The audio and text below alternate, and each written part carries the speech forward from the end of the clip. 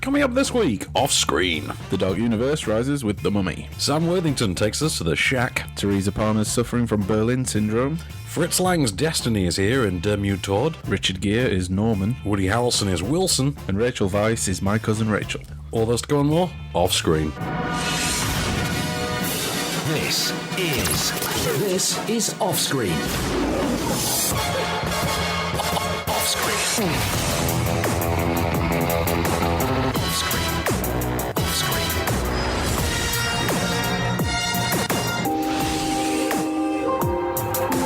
With the latest film news and reviews, this is Off Screen, the on-screen radio show. Welcome to Off Screen, I'm Van Connor. And I'm John Coulson. Thanks again for filling in for Case, having another week off, that slacker. He's lazy. He's lazy, that's what it is. Pure laziness, not at all that he has teacher training to finish or anything like that, but pure laziness. 100% lazy. But, so, okay, film reviews, film news, box office top 5, loads of fun to be had. There's a new Mummy, there's a return of some pirates to the box office top 5. There's loads of stuff going on, but let's start with some news. Give me a piece of news. What you got for me? Piece of news, Steven Spielberg's upcoming Pentagon Papers drama. Oh, there is that. That was called The Post and has now cleverly changed its title to The Papers. Oh.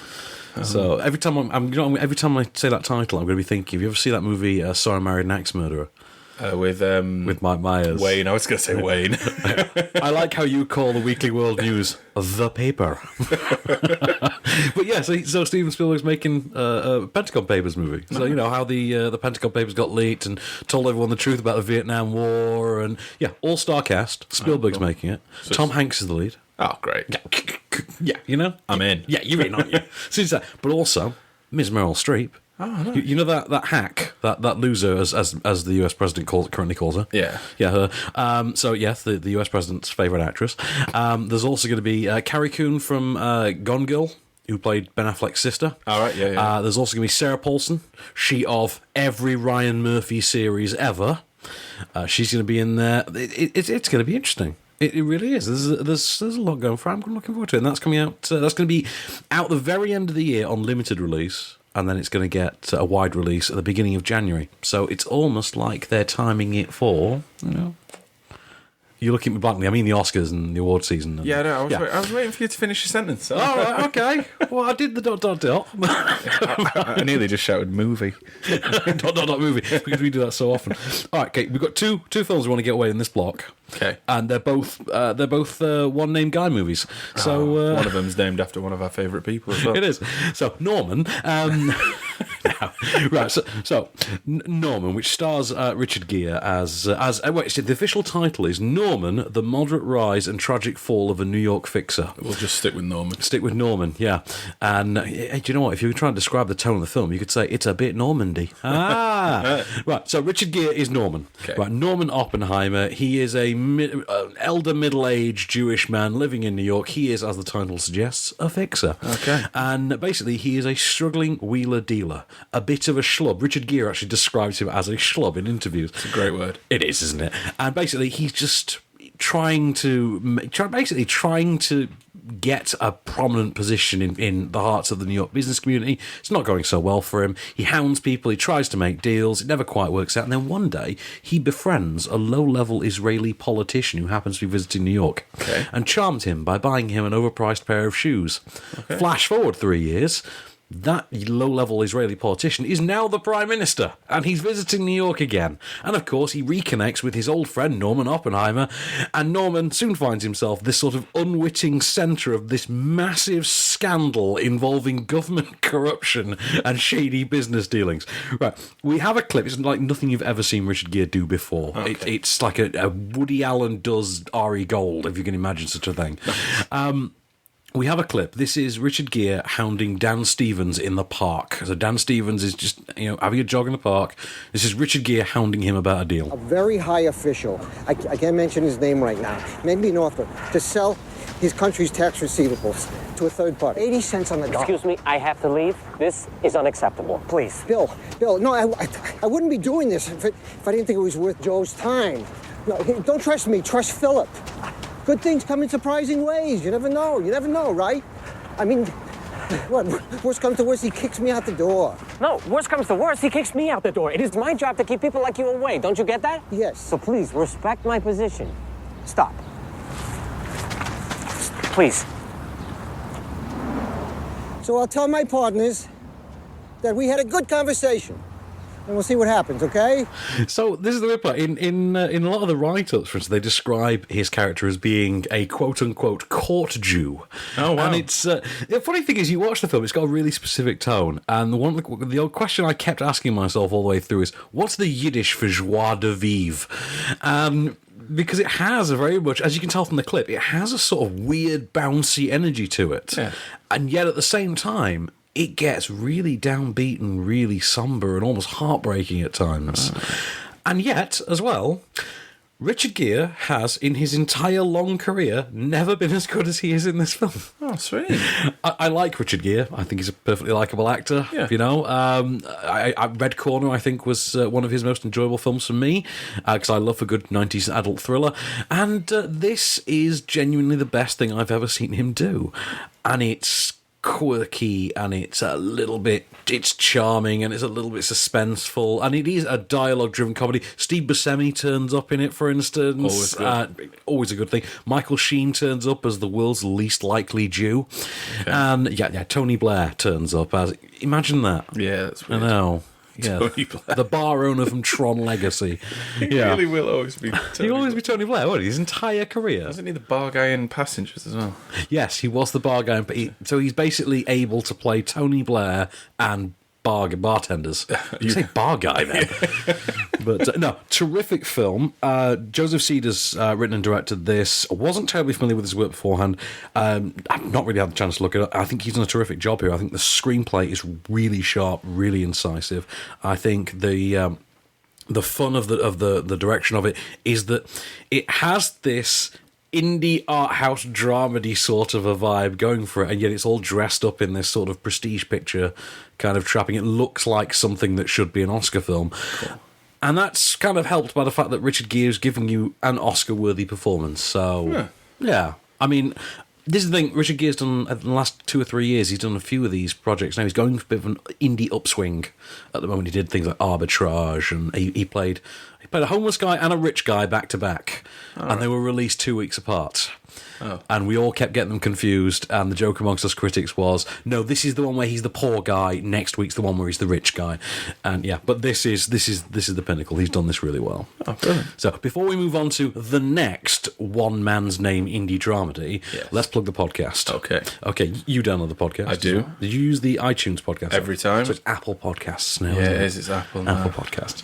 Just podcasts. Well, you can get the extended versions of this show on iTunes, on Deezer, on what am I thinking? Acast. Oh yeah, about Acast, by the way. So we did the digital bling experiment on your insistence. Yeah, right. And I haven't watched it. You haven't watched it. Well, thanks for that, John. That was really worth my time.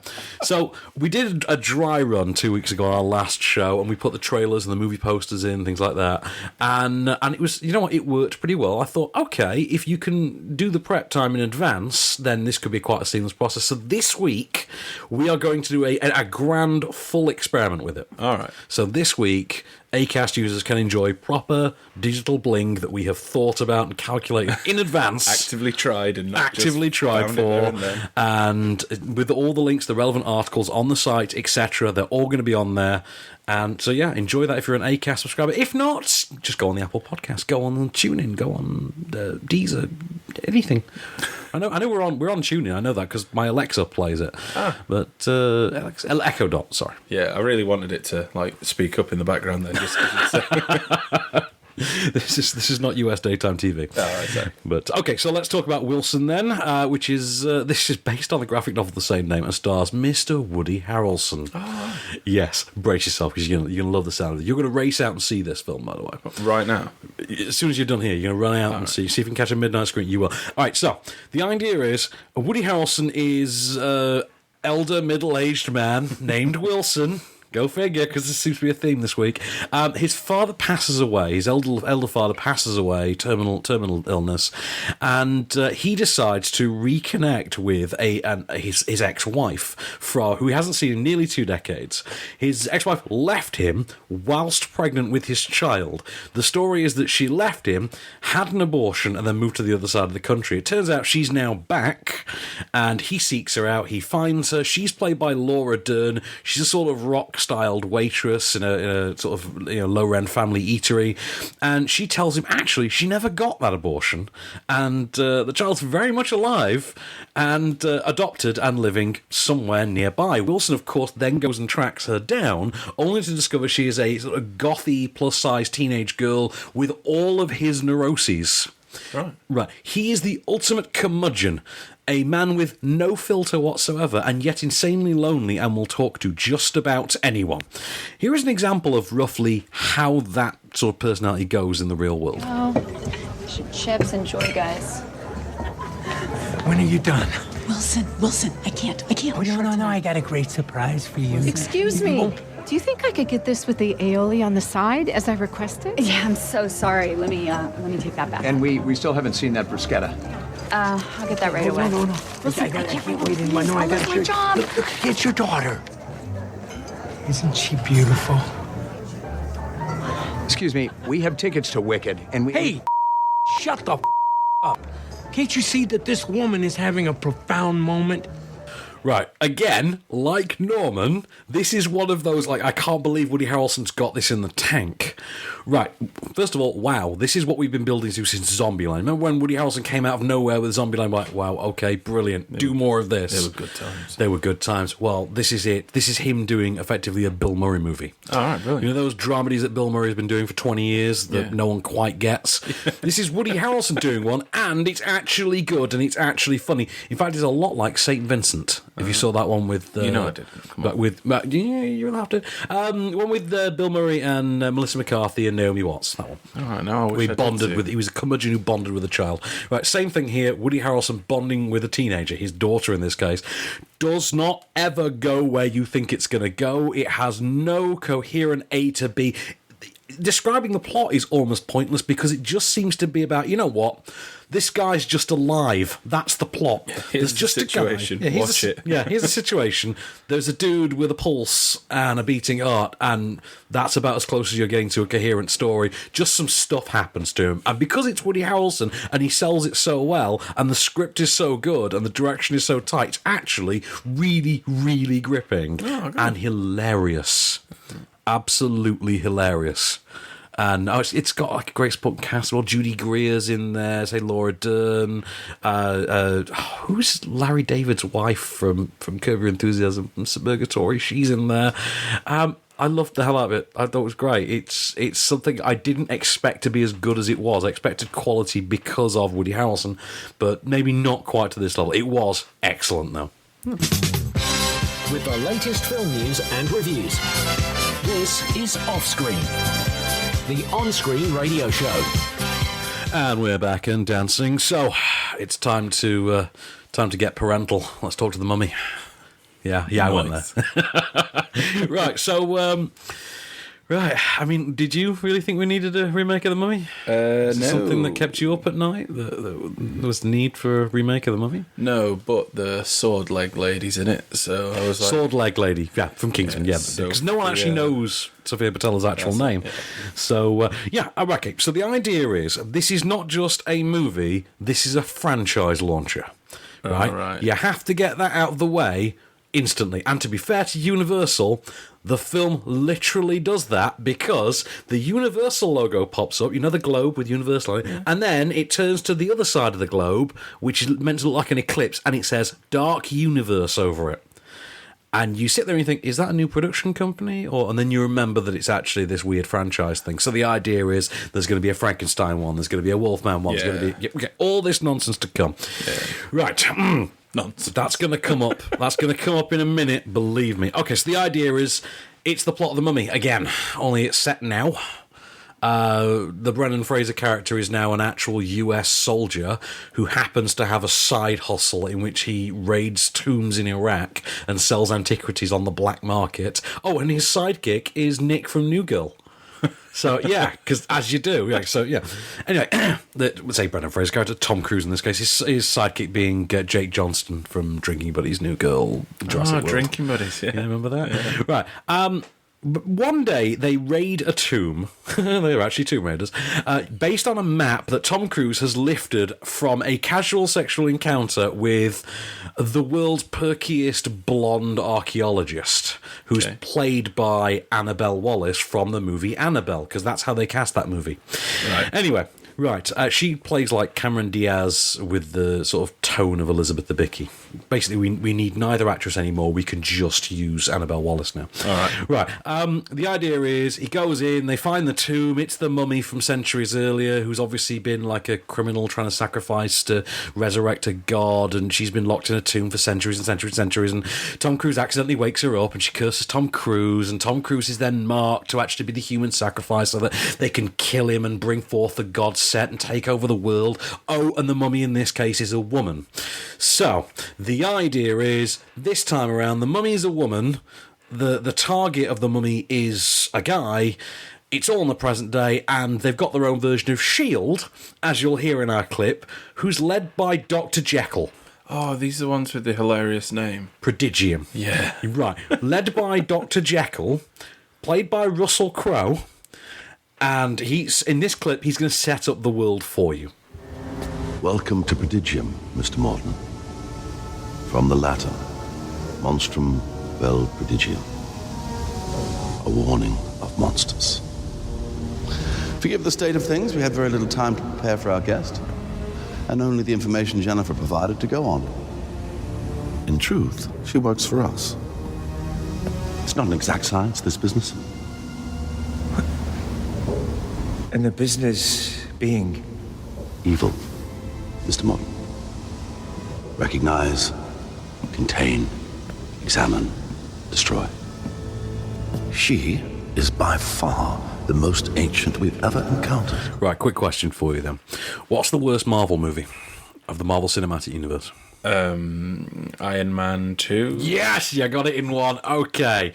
Why is Iron Man 2 the worst Marvel Cinematic Universe movie? Is it because they've got a bad guy, and instead of doing something with him, they sort of show you him for a minute, let him play with a bird, give him really weird nails, underwrite him, and then expect you to deal with it? That too. Okay. Yeah, that too.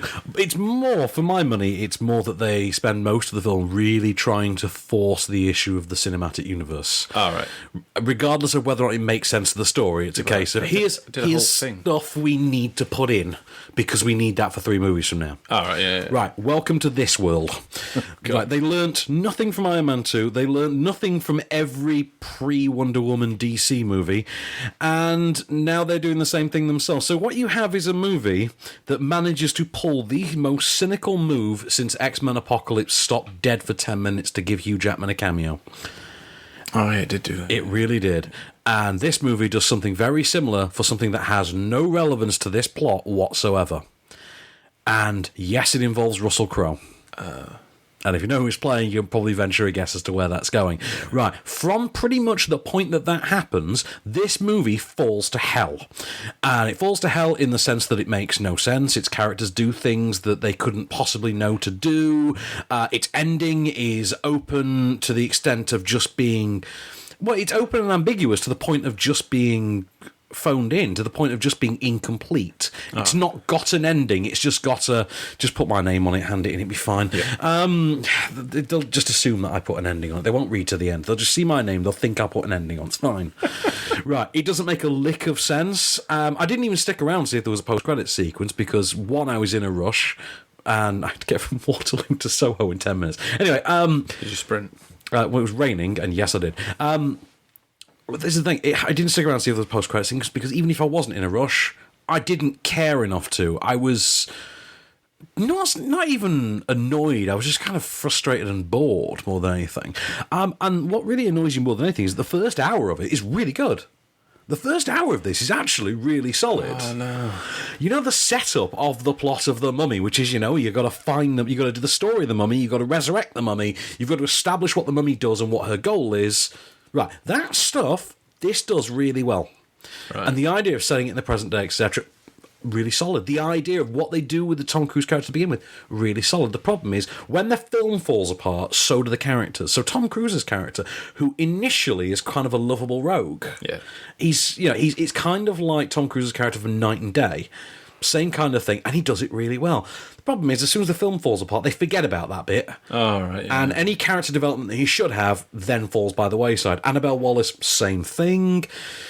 And the less said about Russell Crowe's ridiculous Ray Winston impression, the better. Because, I mean, it's not often that I can say, James Nesbitt did it better. But now I actually can. I can now genuinely say the words, James Nesbitt has done something better than Russell Crowe, and I don't mean fighting around the world. Right, it's just about capably directed by Alex Kurtzman. This is only his second film. His first was a relatively low-budget, festival-friendly drama called People Like Us, with Chris Pine and Elizabeth Banks. It has 3 writers on it, one of whom is David Coop. And David Coop is basically screenwriting royalty. So the idea that this film is as ungodly a mess as it is unfathomable to me. This film is basically sunk under the weight of both the largely the shared universe concept as well, to be honest, but also as well the idea of having to placate a Hollywood star with certain revelations and developments that, frankly, rob the film of any gravitas it could have had. You come away from the last hour thinking, good Lord, that was terrible. But then you remember that the first hour was actually really, really good. That's annoying. And it's like sitting and soaking in the world's most perfectly temperatured bath, and then someone turning an ice cold hose on you. It's exactly like that, only in IMAX 3D. And by the way, doesn't need to be in 3D. 3D's pointless. Doesn't even particularly need to be in IMAX. It probably, stylistically, it probably worked just as well on an iPad screen, if we're honest. Yeah. But okay, I've ranted too much. So let me do it. I'll do a quick review of the Berlin Syndrome, and we'll cheer up after that. We'll do the top 10, top 5 and stuff. Bit of news, top 5, bit of news, review. We'll cheer this thing up. All right, but let's talk about an infinitely more cheery movie, Berlin Syndrome. You're gonna love this one. Okay. Right. So, Teresa Palmer. Do you know Teresa Palmer? She was the love interest in The Sorcerer's Apprentice. Then yes, I do. Then yes, you do. Was almost, funnily enough, in Justice League Mortal a few years back when Mad Max director George Miller was going to make a Justice League movie. All right. Yeah, that they actually started a film and then it collapsed. So there's actually a documentary we made about it. Anyway, so she is an Australian student in Scunthorpe, as you do, given the title. And I'm kidding, it's set in Berlin. It is. For a second, I was like, what? Did you believe me? Yeah. I was like, sorry. So, no, it is set in Berlin. Okay, don't worry. Right. Right. So she is Australian student sort of backpacking through Berlin, aspiring photographer, a lot of rooftop barbecues, taking shots of sunsets. I'm sure she has an Instagram account. Lots of followers, clearly. And probably actually is. Actually is, yeah. And then one day she just happens to meet a gorgeous local teacher. Okay. And they have a torrid night together. The following morning, he nips off to work. He leaves her in bed, as one does. She wakes up and she discovers the door's locked. Right, let me play a clip for you the rest of that plot. Couldn't find the key. Did you leave me a key? Yes. Sure. I thought I left it on the table. Nope. I didn't think I'd be able to get back in, and then I realized that I couldn't even leave. Hey, you can leave now. I take a shower. Did you lock me in? Yes, sure. But next time, I'll tie you to the bed. Right. Does that in any way creep you out? Yeah. And it really should. Because what you think is going on there actually is. He leaves every day and locks her in the apartment. She is literally kept as his prisoner and submissive. Wow. And this is the story of the movie. The movie basically becomes this character study of this toxic relationship between this all-consuming, all-domineering guy, played by Max Rimmel, and a woman who really just needs to build up the sort of strength to overcome him, to move out past him. And it's really something. When it's actually dealing with that, it's really something. The problem is, there's about 90 minutes worth of film in that. This isn't a 90-minute film. You can imagine the sort of area this delves into then, where you start getting extraneous subplots involving Max Rimmel and his father. You're like, what does this have to do with anything? This is adding nothing to the plot. I feel like you're just padding this now. I feel like you're taking me away from the story I actually want to be spending time with. Do you feel like they've locked you in the sun?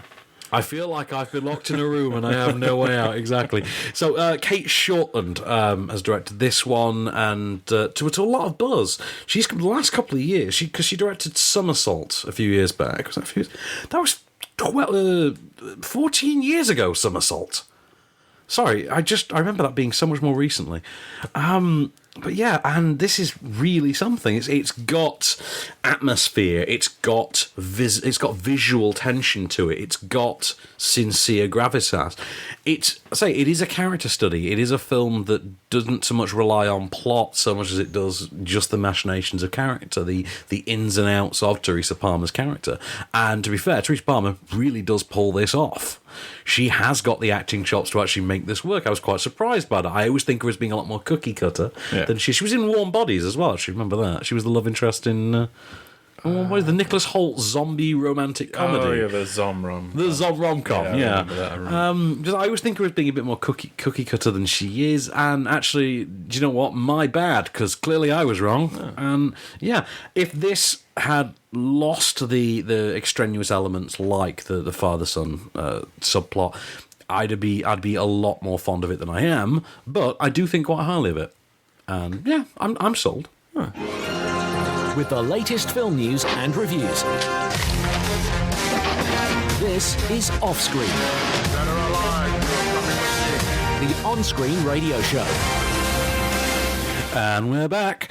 So, do you want to give me a piece of film news before we go to the box office top 5? Then? I've got one that I want you to tell me. Go on, what do you want me to tell you? So there's the John Wick 1 and 2 writer. Oh, yeah, Derek Kolstad. Yeah. Right, he was the I don't know if you remember this. John Wick, the first one, had two directors. Right, yes. It had Derek Kolstad and Chad Stahelski. And the idea is that Chad Stahelski then took over as the sole director of number 2. Yeah. But they co-wrote them together, though.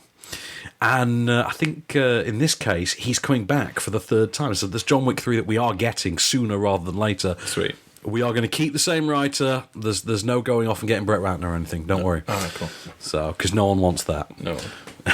John Wick, The Last Stand. So, box office top 5? Yeah. Number 5. Oh, yeah. Guardians of the Galaxy Volume 2, IMAX 3D. Which I'm running out of good things to say now because it's been 6 weeks. Yeah, it's great. Go see it. Biggest screen you can. Biggest screen, widest seat you can lounge in. Yeah. Just, make sure you've got all the armrests to grip a hold of because you're going to love the hell out of it. A lot of snacks to spit out while laughing. Just take a lot of sugar. And, and we are Groot, Yeah. What more is there to say? Number 4. Diary of a Wimpy Kid, The Long Haul. There was no button we could have used. Yeah, Diary of a Wimpy Kid. I was waiting for it. And then... I play the sound of a kid being slapped, and that's because he's a wimpy kid. Just a boring journey. Yeah. Right, I didn't like Diary of a Wimpy Kid at all, and I am relieved to find out that I'm not alone in this, because obviously we were off last week. Yes. But and its response would have really been gauged by last week's show. The people who are fans of the first 3 movies do seem to have taken against this fourth one. I can understand why, because it doesn't quite have the same quality level going for it. Because they've changed everyone.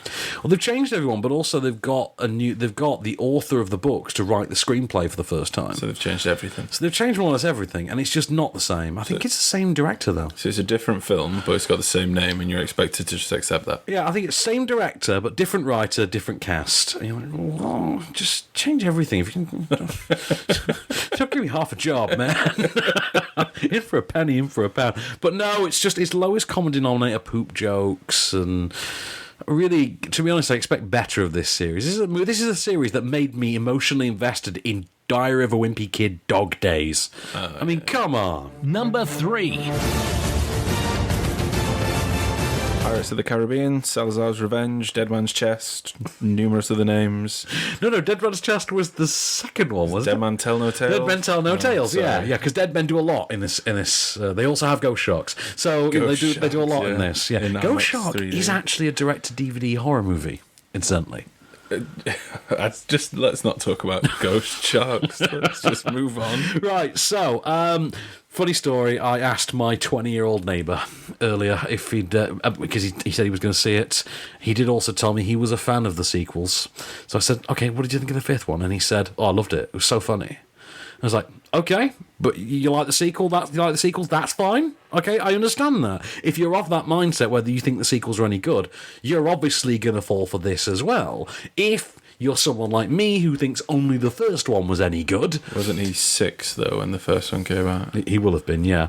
But that's the thing. He's grown up with them. It's like the Transformers movie. He's literally grown up with the Transformers movies. So in his mind, not toys. To him, their movies, not exactly.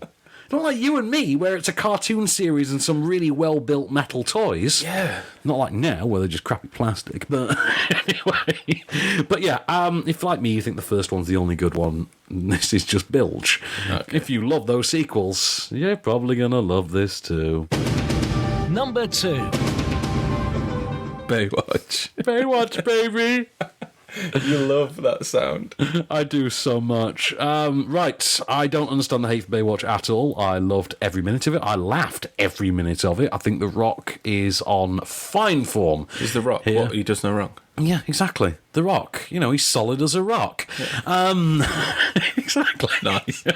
I think Kelly Roebuck's got great comedic chops. I think John Bass, who plays Ronnie, is quite a find. I don't recall seeing him in anything before. Priyanka Chopra. Give me more villains like this in Hollywood films, please. Like, genuinely. I want more villains as gleefully menacing as this gorgeous Bollywood star is in this Hollywood film. Cool. I need more like this. It would have been nice if they'd found, I don't know, anything for Alexandra Daddario to do. Okay. I could have done without the plot floundering at the end of the second act and the beginning of the third. But other than that, I loved it. I want a sequel. Apparently, we might actually get a sequel, despite the fact that it's made no money in the US. Made a fair bit of money here. It's made a fair bit of money here, but Baywatch was always weirdly bigger in the UK than in the US. I mean, imagine that. Don't have sunny beaches. Well, yeah, but also, imagine that. Baywatch was successful in the late 80s and early 90s, pre-internet, in a country that has page 3. Yeah. I mean, go figure. Number 1.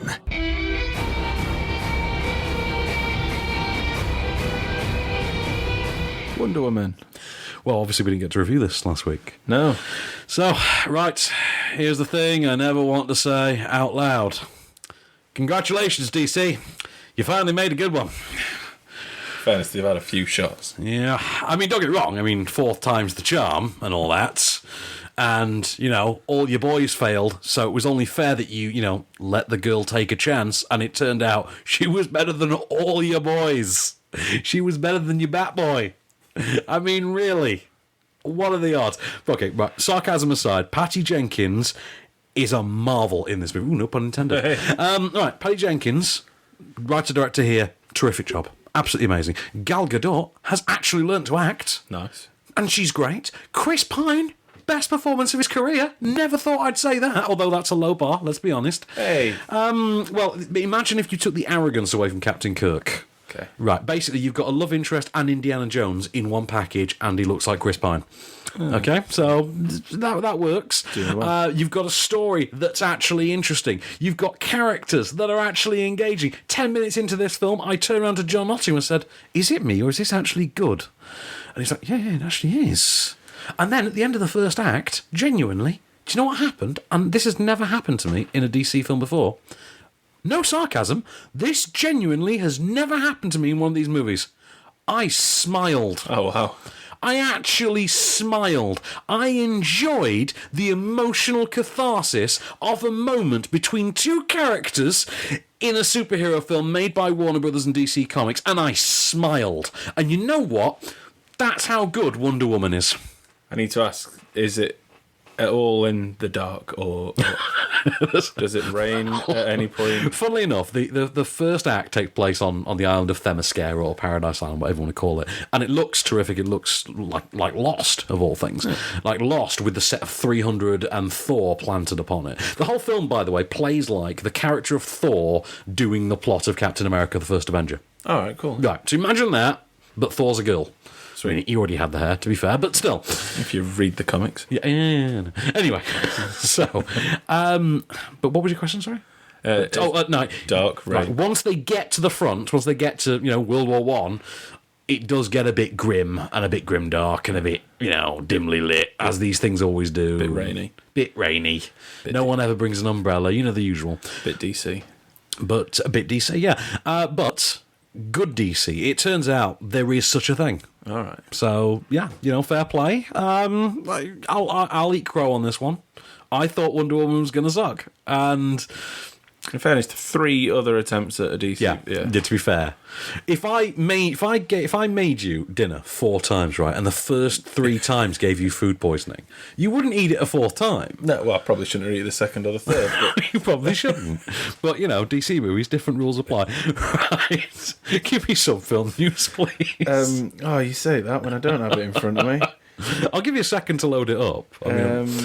Amazon Studios? Which one? Amazon Studios got a fair few. Oh, is this the Monica and Linda thing? It says Linda and Monica, so I'm going to say you got it wrong. Okay, Linda and Monica. Do you know the Linda and Monica in question? No, I'm just calling you on forgetting the names the wrong way around. We're going to be a nitpicker about it. Right, so Amazon Studios are developing this script. It's Linda and Monica. It is a drama about Linda Tripp and Monica Lewinsky. Oh. Right. Do you know the story of those two? I know the story of one of them. You know the story of one of them. It is the same story, but the expanded version. All right. So the idea is that the reason the story of Monica Lewinsky and Bill Clinton came to light is because she basically told her friend, Linda Tripp, who secretly recorded her and then leaked the tapes. And, of course, they then had a bit of a public falling out, and Monica Lewinsky became the subject of infamy, went away for a decade, came back svelte and sexy. But as one does, and did a TED Talk to boot. So that's what you get now. And a movie. So, yeah, Amazon Studios are developing that. I don't know who they're going to cast, because that one's going to be an interesting casting exercise. I mean, who on earth could you cast to play Monica Lewinsky? Selma Blair's now too old. So, pass. I don't know. Selma Blair doesn't work. I don't know. Selma Blair like 40 now. She's going to be Monica Lewinsky. The whole point of Monica Lewinsky, she was about 22. But she was quite young. In fact, she might have been younger than 22. Yeah, but, Saved by the Bell guys were in the 40s when they were playing 16-year-olds. What was the line from Will and Grace? It's like the OC with 25-year-old kids and 35-year-old parents. But I don't know why that is the only line of dialogue I ever remember from Will and Grace. That thing went on for a decade. But anyway. Got something else. Go on. So if you're 5 years old or a fan of Alec Baldwin, we've got good news for you. We predicted this, by the way. Yeah, we did. We did. Cool. But yeah, the sequel officially going ahead. For the Boss Baby. The Boss Baby. And it's going to be like in things like 2020 or 2021. And you start thinking, who's genuinely a fan of the Boss Baby is still going to care 4 years from now? Second kid, though, isn't it? So, like... Yeah, true. Yeah. Do you remember that one weekend where we went to the cinema, saw that film? Coming around again, that one. It's coming around. But yeah. So, yeah, we've got that to look forward to. It's a bit niche, but it's an option. Little bit. Oh, well, I just want them to get like another bit of 30 Rock casting in there alongside Alec Baldwin, because Steve Buscemi alone just wasn't enough. Okay. Right, okay, so real quick then I want to talk about Demi Todd. We can't play a clip because it's a silent movie from 1921. Well, we could play one of Fritz Lang's movies. I will keep this in under a minute if possible, because we've still got 2 more reviews to get out. Right. German expressionist silent movie. The idea is of a woman bargaining with death to reunite her with her departed lover, her departed fiancé. And he tells her of 3 stories throughout history of doomed relationships and lives lost as a result of them. It's something that's now been restored, and it's been put out as a 4K print, having assembled pieces of footage from different sources. It's the first time it's all been put together. It's out as the Masters of Cinema series at the moment. It is astonishing as a work of cinema. It's something that, for a film from 1921, was way, way ahead of its time. I'd never had the pleasure of seeing it until this day. And it was way ahead of its time. Narratively, it was quite complex. I mean, astonishingly complex in 1921. But also a film that you could merrily watch now and not skip a beat. I mean, we're talking about a genuine, bona fide silent movie with the dialogue actually put up in text form on the screen. And, like the kind that characters watch in movies, strangely. We never see in reality. And yet, you could watch this now and really love it. And it was astonishingly well put together. So it was so far ahead of its time.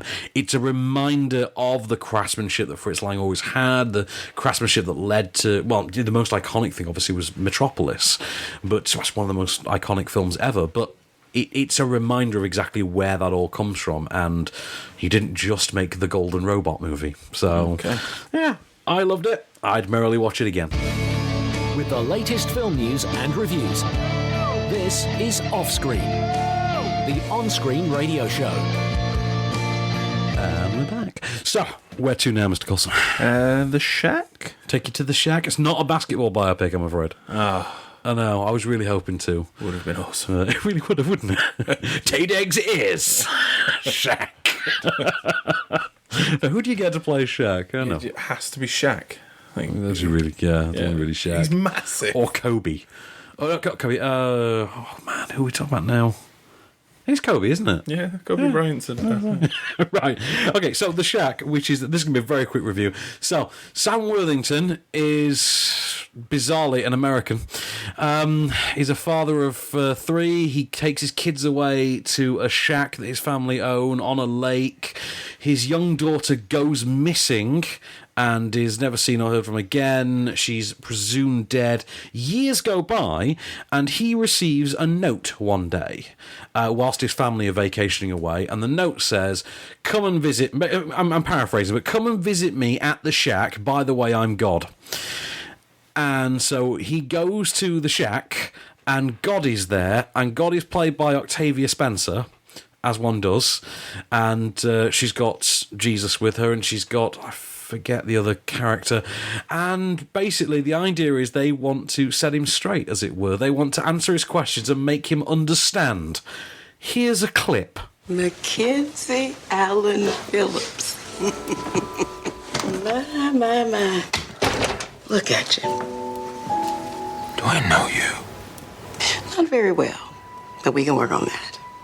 I understand. It's confusing. We all do. We will do this on your terms and time. How about some introductions? I'm Alusia. I have a lot of names, but that's one of my favorites. You saying that you're... I am. The I am? I am that I am. Look at that. Already quoting scripture. So yes, that's what it sounds like when Sam Worthington meets God. He still sounds like he's ordering a pint of milk. So, yeah, as one does.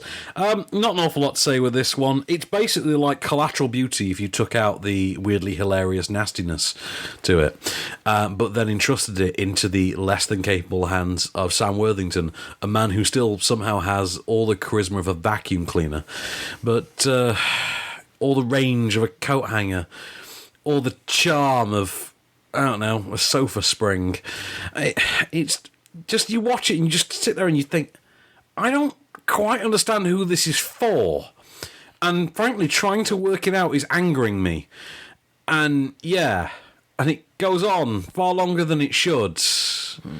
And yeah, I mean, the weird part is you come away from it all And you do sit there and think, okay, I appreciate that they have tried. They've tried to actually address things that these movies don't for a change. Right. Like, okay, God, if you're you love us and all this stuff, why this? Yeah. And to be fair, the film does attempt to cobble together a theological rebuttal that, again, makes no sense. As a character piece, it doesn't make any sense. As a narrative film, it doesn't make any sense. And as a work of theology, it doesn't make a whole heap of sense either. And the problem is as well that outside of Octavia Spencer, nobody's particularly any good in it. Swing and a miss, then. Swing and a miss, but, from on high, as it were. Nice. Right, let me get a final review out of the way, then. Cool. We can close out for the week. My Cousin Rachel. Yes. Which, written and directed by Roger Mitchell, based on the book by Daphne du Maurier, who obviously, of course, this has been adapted before, decades ago.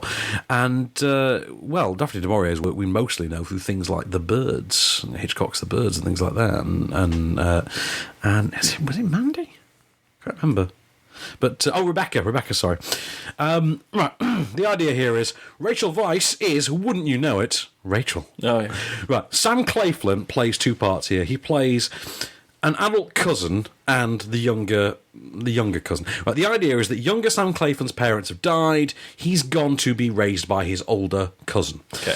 As Sam Claflin has been raised as the sort of farmhand turned, eventual lord of the manor, he's gone off to school. He's gone off to school and educated himself and learned how to run the business side of things. And meanwhile, his cousin has gotten ill and moved. He's basically gone and moved to Italy. Okay. Where he has met the widow Rachel. Oh. He has married the widow Rachel, and then, wouldn't you know it, his health has started to deteriorate even further from there. He has written letters in the meanwhile to the younger Sam Claflin saying, I think she's poisoning me. I'm feeling ill. It's all her. If something happens to me, it's her. Right, of course, he then dies. Oh. As you kind of expect. And one day, Rachel turns up at the manor. Not so much, not for any inheritance purposes or anything like that, not seemingly for any kind of Black Widow purposes, but because more to pay her respects, to see her husband's home. And wouldn't you know, before long, the younger Sam Claflin and Rachel start to have a bit of tension between them, a bit of a romantic fizzle.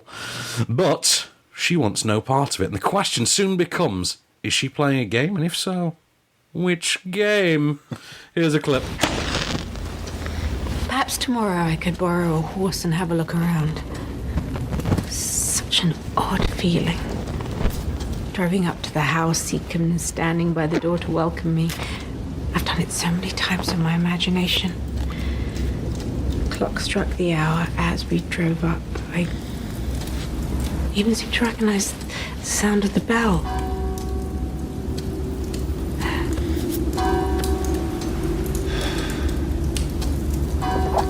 Right, it's a very talky one for the most part. However, it does have atmosphere. It does have a surprising amount of pathos to it, and a large part of the quality caliber of it is kind of pulled to life by Sam Claflin and Rachel Weisz. Rachel Weisz is kind of slumming it. We know she can do this in her sleep. Okay. Sam Claflin, though, actually, yeah, there's some genuine leading man chops there. Actually, I kind of bought into that. Sam Claflin is not someone, outside of Me Before You, I never really saw him as having much charisma as a leading man. It wasn't until I saw Me Before You that I thought, okay, he can do it occasionally. Fair enough. He's reunited here with Holliday Granger, who he starred with in The Riot Club. And, she's perfectly likable. Ian Glenn, the most friend-zoned man in all of Westeros, turns up in a pretty nifty supporting role. And yeah, it's a pretty solid film. It does have it hits all the beats of the sort of requisite Daphne du Maurier story. You kind of know this whole Black Widow mystery is really going to go one way or the other, and you kind of know at least 10 minutes in advance which way it is going to swing. I would say I wasn't familiar with the source material, FYI.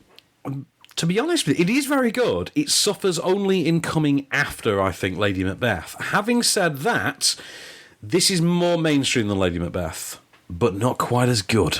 Okay. And does not have Florence Pugh and her absolutely magnetic lead performance to hang on, which is a shame. because every movie, I think, needs Florence Pugh and her magnetic performance. But, so not Film of the Week. Anyway, I'm not going to give it Film of the Week. I'm going to give Film of the Week to Wilson. Oh. It deserves it. It absolutely deserves it. Woody Harrelson, amazing in that movie. Quality. Anything pique your interest from what we covered this week? Wilson. I kind of want to see The Mummy. That's understandable, because it's the brand, isn't it? Yeah. It's the brand recognition. But yeah. Next week, though, interesting stuff. What we got? Some interesting, some less so. We've got By the Time It Gets Dark. We've got Churchill with Brian Cox next week. We've got Stockholm, My Love, which is Naina Cherry's acting debut. Remember Naina Cherry? No, should I? British singer, she sang 7 Seconds now. Oh, yeah, I do. Okay, there you go. Yeah. Wow. She's doing some acting. We've also got Rock Dog next week. Is that about Rock's French Bulldog? No, sadly not. It is about an animated dog who wants to be a rock star. I'm out. We have A Good Day to Die. We have Slack Bay. We have Chris Evans does I Am Sam in Gifted. Okay. And we have the documentary Whitney, Could I Be Me? Oh. 3 guesses who that's about. Yeah. But, so, interesting stuff to come. So we've got those to come and more next week off screen. In the meanwhile, this has been Candy Stopper for On Screen. I've been Van Connor. I've been John Coulson. And we'll be back. Just show me the way to get out of here, and I'll be on my way. You've been listening to Off Screen.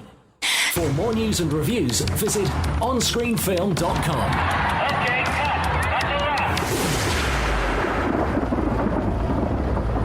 Podcast extras. So, where shall we begin? You want to begin with Starship Troopers, don't you? Yes. Okay, so this broke Monday night, Tuesday morning. Right, they've done a few Starship Troopers sequels. I think we're on 11. We're on 11. I think actually it's 5. Wow. So we're actually on 5. Hang on, there's 3 live actions. The Starship Troopers Invasion, which is an animated one, and then this is the 5th, yeah. This is the 5th one. There is also an animated series called Roughnecks, somewhere in there, which is just Marines. Right, so we're now getting an animated sequel. It's going to be called Traitor of Mars, and it's going to have Casper Van Dien come back as Johnny Rico. Yeah, best name. And I know, what a name. What a guy. And for some reason, and I don't know how this is going to work, Dina Meyer is coming back as well, who played Dizzy in the first Starship Troopers. How?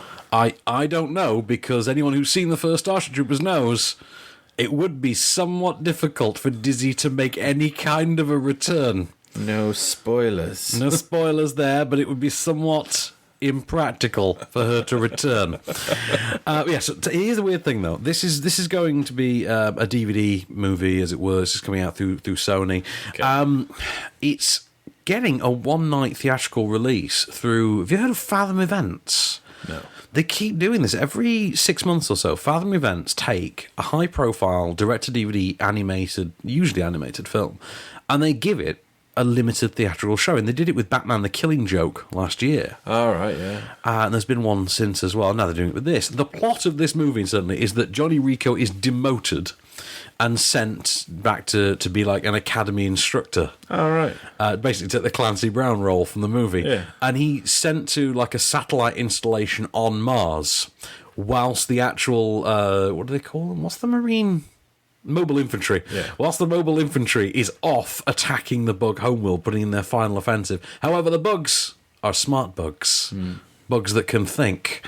And they launch their own secret attack on Earth. And the only people who can stop them are Rico and his inexperienced band of trainees. His band of trainees. His roughish necks. But it sounds interesting. I'm looking forward to it. But I never got to finish watching Invasion, actually. But I just want to watch the first one again now. I just need them to bring Neil Patrick Harris back. I mean, I played Carl Jenkins in the movie Starship Troopers. Right, let's stick with Sony for a minute and DVD, because this story fascinates me. Is this the censored thing? This is the censored thing, right? Okay, you go to the States a fair bit for holidays. We have, right? Okay, so you are more than familiar with the airline version of movies. Right. Those are called scrubbed movies. Yeah, so the last stand. Yeah. I've seen some doozies. So the idea is that they remove anything that can be considered offensive material. Yeah. They scrub them, for lack of a better term. These are usually done by third-party companies or the distributors themselves. Sony are now taking this a step further. They are now reissuing 24 films, and you buy the version of the film that you know, and also included is what is genuinely referred to as the clean version. Wow. Yes, this is being called the Clean Version Initiative. It's like a plot from a Marvel movie. The Avengers Initiative. But yeah, so 24 films. And I'd say so. I mean, Seth Rogen has already spoken out on it because, he has ties to Sony because the whole interview thing. Yeah. But the films that they've chosen are, frankly, kind of bizarre. Just having a look at them. Are you having a look at them now? Yeah. So, Amazing Spider-Man 1 and 2. Yeah. Right. What do you clean out of those? Right. They do go from one end of the spectrum to the other. What do you clean out of Amazing Spider-Man 1 and 2? That one's a mystery, other than, breaking Emma Stone's back. Oh, right. Did they just show you the first 5 minutes where he is actually just Spider-Man and you're like, wow, this could be good? Right. Here's things, though. Right, okay. Big Daddy. Really? Well, okay, fair enough. They remove Rob Schneider so as not to offend children. Right, Elysium. Wait. Captain Phillips. If they take out all the things that could upset you about that's just a guy on a boat. That's crap. I'm not having it. Right, okay. Elysium. That one astounds me, because if you start removing the adult content, I think the idea is to make them basically PG worthy. But Elysium, really? And then Easy A, a comedy about sex. I was going to say, if you take all of the stuff out of that, it's just a girl at school that no one likes. The clean version is she went to school and then went home. Isn't that just A? But like Talladega Nights, I mean, what? Where was the demand for kids and fundamentalist Christians to see Talladega Nights? Step Brothers. Right, if they take out the licking of a dog poop. Well, this is the thing. They have to remove the language, they have to remove the violence, they have to remove nudity, sex, anything like that. If they have to remove the space for the activities, then the film's just a waste of time. Well, could you imagine, if you took the language out of Step Brothers, you sap that... What's Boats and Hoes going to sound like? What is... Is it going to be boats and ladies? Yeah. Is that what it's going to be? Because they can't use the term hose. What if boats offend people? I mean, they're editing Captain Phillips. So. We remove the boats so as to offend the aquaphobics. So as not to offend the aquaphobics. But White House Down, a violent R-rated action thriller. I mean, come on! The other Spider-Man films are getting... All the Spider-Mans are being done. I mean... Other than we can't expose Tobey Maguire to young children, I can't see a reason. But yeah... This is deranged. I've heard some doozies in my time, but Sony are now the first studio ever to try this. Yeah, because it's a crap idea. Of course it's a terrible idea. This is the Greedo shooting first of home entertainment ideas. Right, okay, so new monsters have been revealed for the Dark Universe. Okay. Right, one of these I didn't even know was a monster, if I'm honest. So apparently now they're going to include the Hunchback of Notre Dame. Okay, fair enough. Do that as a fantasy horror film, fine. The Creature from the Black Lagoon, that's a bit of an obvious one. And the Phantom of the Opera. So, wasn't he just a disfigured man? Isn't that not the whole point of the Phantom? He's a disfigured bloke, isn't he? Also, how do you top Jerry Butler? I mean, Gerard Butler, man. The most Scottish Phantom anyone has ever seen. This side of the Woman in Black. You know. But, yeah. Right, okay. Bradley Whitford. You know I'm a fan. I'm a big fan of Bradley Whitford. Good old Bradders. Peralta's dad. Yep. Peralta's dad, exactly, yeah. Which is, I believe, how you referred to him the last time we mentioned Bradley Whitford. Bradley Whitford is the latest name to join Godzilla King of Monsters. Nice. Which is shaping up to have the best cast of any movie that year. I mean, Thomas Middleditch joined the other week from Silicon Valley. I'm sorry, that guy's name's hilarious. It is, isn't it? But yeah, the lead from Silicon Valley's joined... Yeah, he did. I love him. That's insane. This movie's going to be awesome. It's got Millie Bobby Brown. It's got Kyle Chandler. It's got Vera Farmiga. It's got O'Shea Jackson Jr. This is getting good. It's got Godzilla. It turns out Godzilla might now be overshone by, the rest of his cast. Speaking of Godzilla, though, they've got a director for Godzilla vs. Kong. All right. Yep. Adam Wingard, director of The Guest. Okay. So, interesting choice. I mean, it's still going to be rubbish. Well, let's be honest. He couldn't do anything with that Blair Witch reboot last year. So Reboot. What else are you going to call it? Yeah, Piece of crap. No, this is the thing. It was so forgettable, the Blair Witch, that when they did like an honest trailer for it and they revealed that there was a time travel element, I had to look that up because I couldn't remember it. Oh, God. How bad does a movie have to be for you to forget that it involved time travel? It's a pretty big thing. That's the kind of thing that stands out, isn't it? Yeah. A bad sign. I don't know. Silver and Black. Do you know about this? No. Right. This is. You remember that Tom Hardy Venom movie that Sony are doing? Yes, excited. Yeah, excited. Right. Yeah, we're in. Interesting news. Right. Okay, they're doing a second one of these sort of Spider-Man cinematic universe movies, and it's going to be a female team up. Okay. It's going to be the Silver Sable and the Black Cat. Right. We've known about this one for a while. It's now got a director, Gina Price Blythewood, I believe her name is, and it's apparently, this is a rumour. I don't believe it, for the record. Okay. Because it doesn't make a whole heap of sense to me. The rumour is it's going to be the start of a female superhero cinematic universe. Right, which will lead to an Avengers-like team-up movie with all the female Spider-Man characters in it together. A female Spider-Verse, basically. Okay. Right. And I don't believe it, because, so what, the Venom movie is just being made for, what, and giggles? It's still a better idea than taking all of the fun out of Step Brothers. Yeah, let's take all the cursing and all the stuff you loved out of Step Brothers. Yeah. But, no, so if there's a rumour then, female Spider-Verse... Because there's an audience for that, apparently. At least it's given us the word Spider-Verse. No, that was already done by Marvel. Yeah, no, but... Yeah, they already did that story. Given us right now, then. Did you ever get to see 8 Days a Week, by the way? No. No, I know, because you were interested in it. I want to, but I haven't. I think it's on Amazon Prime, isn't it? Is that on Amazon Prime? I don't know. I think so. Don't quote me. I think it might be. Now I'm going to go look. And if now you're going to go look and, I'm going to be disappointed. And hold it against me. Yeah. Right. Ron Howard obviously directed that with Brian Grazer producing, did it through his whole Imagine Entertainment label. I know what you're going to say, and when I was reading it, I got really excited, and then I wasn't excited at the end of it. Go on, tell me. I'm curious your take. I've read, and it was 8 days a week. Mm-hmm. He's coming back to do, and I was like...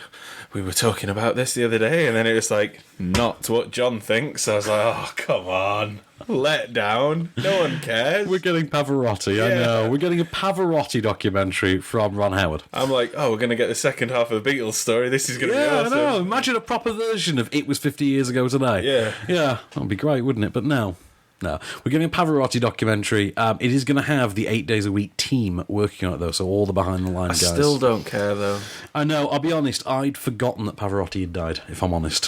When I saw the news, I was like, oh, okay, I feel bad now. Yeah, just like time travel. So, cinematic universes, though. Yeah. They're a big thing. They are. We're getting a clean one. No, imagine that.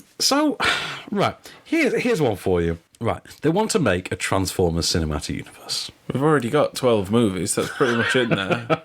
Well, apparently, Transformers The Last Night, which opens at the end of this month, is going to set up this universe. Do we get more like Dinobots movies and stuff? There's going to be like a Dinobots movie and things like that. The first one is going to be... but I'm in. I know, yeah. The first one's going to be a Bumblebee movie, though. I'm out. Because that character hasn't been overexposed at all. Exactly. And... just him on things. Exactly, stop lubricating that, man. Yeah. But we now have a female lead for the Bumblebee movie, and it's an unlikely one that you wouldn't quite have suspected. And it's Haley Steinfeld. So I know, right? It's surprising. Haley Steinfeld of Pitch Perfect. Was it 2? Pitch Perfect 2 she joined, and Edge of 17, which I loved. also an amazing Woody Harrelson performance in there. But yeah, she's apparently in talks to be the female lead of the Bumblebee movie. So, yay. Yeah, why's that been? No. I don't know. And it's coming from the director of Kubo and the Two Strings, because apparently now that he's done something good, he wants to try something bad. Well, yeah. It's like when you go for a burger after the gym. It's exactly that, isn't it? Yeah. That is the exact analogy.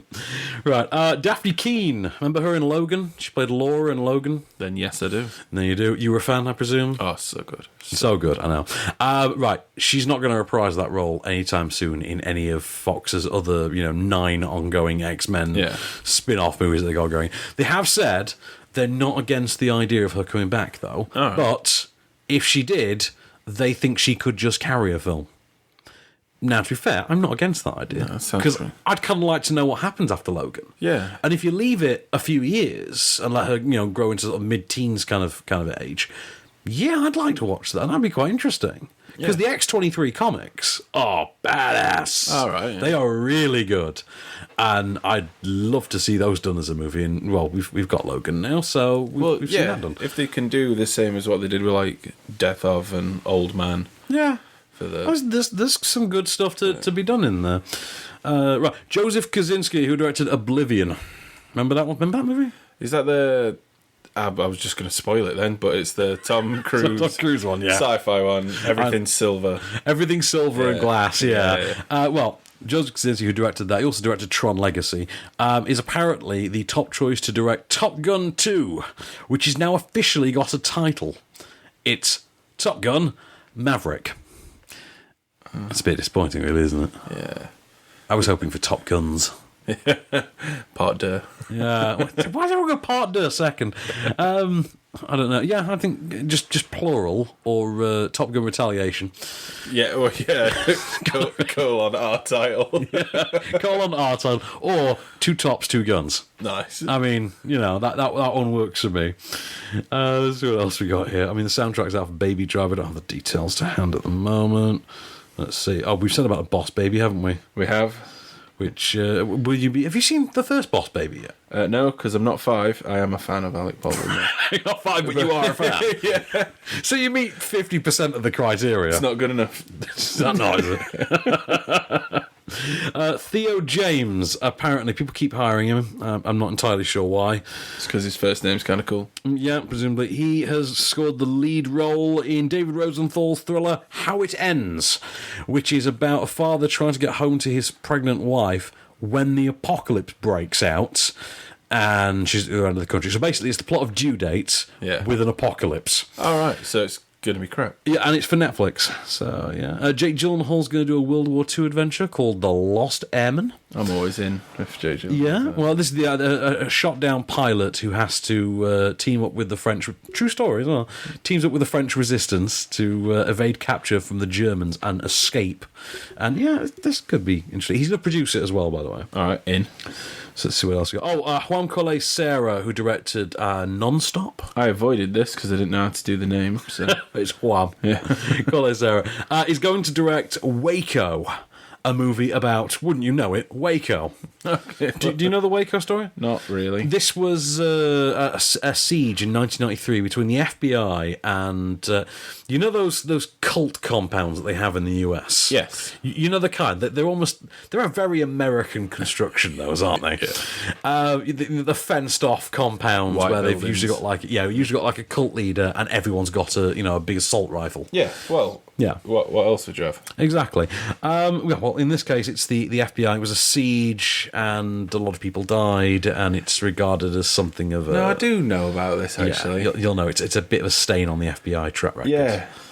But there is a TV series being made right now about this as well. And the TV series stars Michael Shannon as the FBI negotiator and Taylor Kitsch as the cult leader.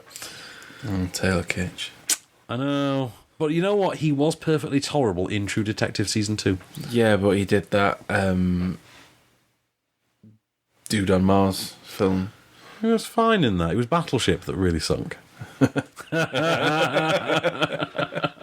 Nice. Yeah, I went there. Yeah, I did. So what else we got? I think we've covered everything. I think that's about it. I mean, The Willoughbys, that book by Lois Lowry, that's getting turned into an animated film. Maya Rudolph, Terry Crews, Martin Short, and Jane Krakowski are going to be the voice cast. I'm a fan of anything when you hire Terry Crews. Yeah. And if you're hiring Terry Crews just for his voice, goddamn, you're heroic. Yeah. I mean, wow. John likes Terry. John likes Terry, and Terry likes John. But yeah, so some interesting stuff going on. But well, I mean, that kind of draws it to a close then. For another week. No, we've covered quite a lot there. Well, in which case, here it is. Your moment of Cage. Celebrity Films. Eddie? Yeah. I know all about it. Yeah, you know all about what? About that girl. 6 years ago. I know what you did to her. Who is this? You murdered her. You and your friends. I don't know what the you're talking about. You killed her on film.